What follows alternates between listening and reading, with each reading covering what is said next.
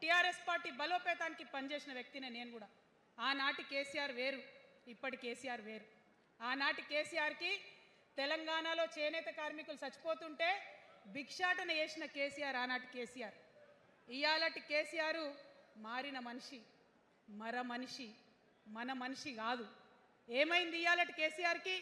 హైడ్రాల ఇల్లు కూలిపోతుంటే అరుస్తున్నారు, అన్నా ఎక్కడున్నావు రా, వచ్చిండ్రా? రాలే. వెలుగుమట్లలో ఇల్లు కూలితే వచ్చిండ్రా? రైతులకు వర్ష బీభత్సమై మొత్తం పొలాలు మునిగిపోతే వచ్చిండ్రా?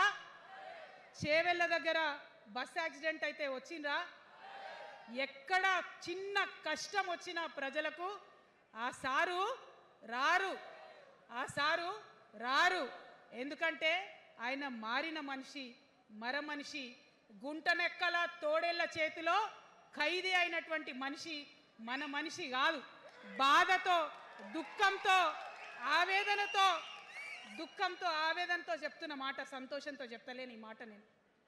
అట్లాంటి కేసీఆర్ ఎట్లా ఉండే ఒకప్పుడు? అదే ఆర్డీఎస్ అంతా పాదయాత్ర చేసి నా తెలంగాణకు నీళ్లు కావాలని అడిగినారు.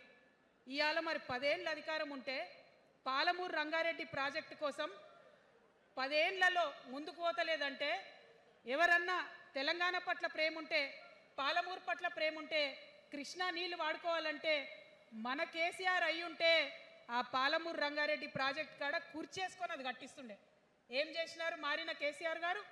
పంజాబ్ పోయినరు, గుజరాత్ పోయినరు, బీహార్ పోయినరు. మేము మొత్తం రాష్ట్రంలో పీక్ కట్టలు కట్టాం, నేషనల్ పార్టీ పెడతామని పోయినరు తప్పితే తెలంగాణ ప్రజలను పట్టించుకోలేదు. పట్టించుకుని ఉంటే, కేంద్రంతో గొడవ పెట్టుకోకుండా ఉంటే ఇవాళ పాలమూరు రంగారెడ్డి పారకపోతుండేనా? నేను అడుగుతా ఉన్నా స్ట్రేట్గా.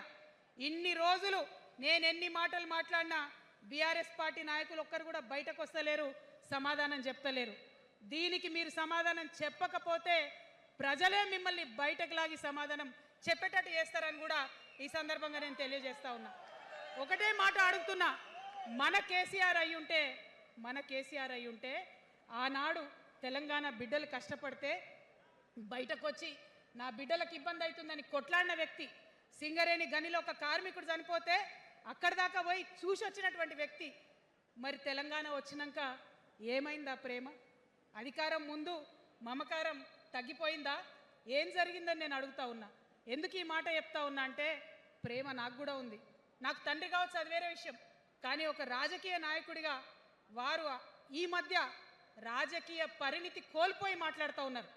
కేటీఆర్ గారు మాట్లాడిందంటే ఓకే అనుకోవచ్చు, ఆయనకు పెద్ద తెలియదు పాపం. కానీ కేసీఆర్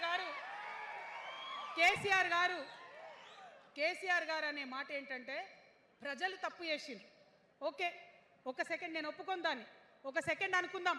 ప్రజలు తప్పు చేస్తే నేను ఒక తల్లిగా అడుగుతున్నా, నేను నా కొడుకో మాట చెప్తా, వాడు వినలేదనుకో, కింద పడ్డాడు అనుకో, ఇడిచిపెడతానా? దగ్గర తీసుకొని మంది అనా? ఓకే, ప్రజలు తప్పు చేసిర్రు అనుకోండి, మీకు అధికారం ఇవ్వలేదు అనుకోండి, ఒక కర్కోటకుడి పాలన నడుస్తుంది అలా తెలంగాణలో. ఇబ్బంది పడుతున్నారు ప్రజలు, గోసపడుతున్నారు, ఏడుస్తున్నారు. ఇండ్లు అన్నీ ఉండి ఇండ్లు గూలగొడుతుంటే, అర్ధరాత్రి ఇంటి మీదకి వచ్చి ఇండ్లు గూలగొడుతుంటే ఆదుకోవాల్సిన అమ్మలాంటి మన పాత కేసీఆర్ ఏడి? ఎక్కడున్నాడు? ఇది మనం అడగాల్సింది. అందుకోసమే నేను ఈ నిర్ణయం తీసుకున్నది. నన్ను పార్టీలోంచి బయటకేస్తే నేను వెంటనే పార్టీ పెట్టలే. ఆనాడు కూడా చెప్పిన, నేను ఆలోచన చేస్తున్నా, మారతారేమో అని చూసిన, పదే వేచి చూసిన. ఇవాళ నన్ను పార్టీలోకి వెళ్ళి సస్పెండ్ చేసి 10 నెలలైంది. నాకు నిజంగా మంచిగానే అయింది. ఎందుకు తెలుసా? ఆనాడు ఉద్యమకారులను ఇబ్బంది పెడుతుంటే నేను ఇంకా గట్టిగా మాట్లాడలేదు. ఆనాడు మీకు జరిగింది, ఇవాళ నాకు జరిగింది. కొత్త ఏం లేదు. కేసీఆర్ కోసం, టీఆర్ఎస్ పార్టీ కోసం, ఆనాడు తెలంగాణ ఉద్యమం కోసం ఇండ్లు అమ్ముకొని, భూములు అమ్ముకొని, ప్రతి ఊర్లో టీఆర్ఎస్ కండువా వేసుకొని పోరాటం చేసినటువంటి కార్యకర్తలు ఎక్కడున్నారు ఇవాళ?